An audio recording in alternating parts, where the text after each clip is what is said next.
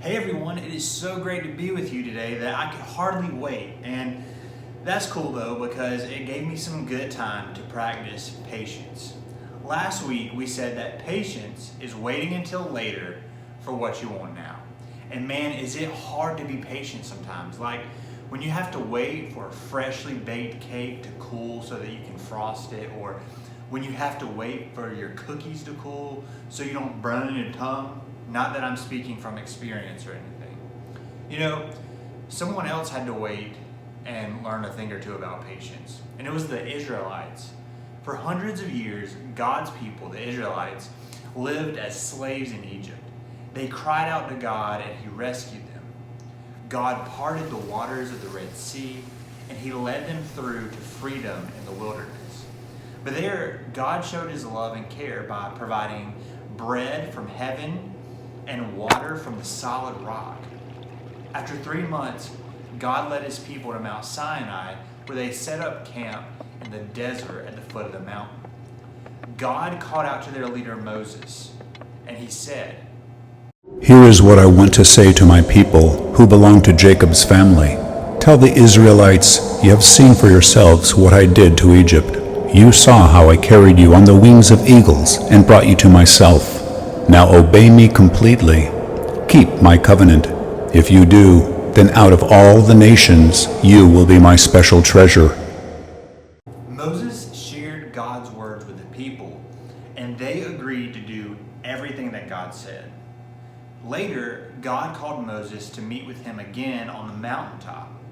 But before he left, Moses spoke to the elders, and he told them that if anyone had a problem, that they could go talk to Aaron or Hur about it. Then Moses and his helper Joshua went up the mountain, and the glory of God settled on the region like clouds and fire. Moses stayed within the cloud on the mountain, talking to God for 40 days and 40 nights. That's a long time, isn't it? And meanwhile, the Israelites were getting impatient. The people went to Aaron and they started to complain that Moses had apparently left them for good. And they said to Aaron, "Make us a God that will lead us. This fellow Moses that brought us up out of Egypt, we don't know what's happened to him." So Aaron told them to give him their gold jewelry. Aaron melted the jewelry down and he formed it into a statue that looked like a golden calf.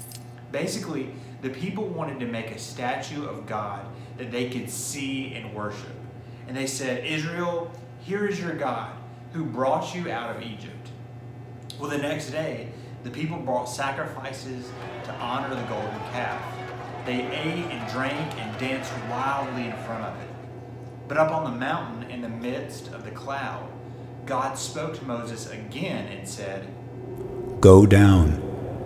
Your people you brought up out of Egypt have become very sinful. They have quickly turned away from what I commanded them." Heartbroken, Moses and Joshua began their trip down the mountain. Moses carried 2 heavy stone tablets covered with the laws that God had given. And as they came down the mountain, Joshua heard the people shouting in the distance. He thought it sounded like they were at war. But as Moses approached the camp, he saw that the people were dancing. He heard their cheers and chants as they worshiped the golden calf. Moses could not believe it. He was so angry that he threw the tablets down and broke them. Moses marched right through to the crowd, and he grabbed the golden calf that the people had asked Aaron to make, and he burned it in the fire.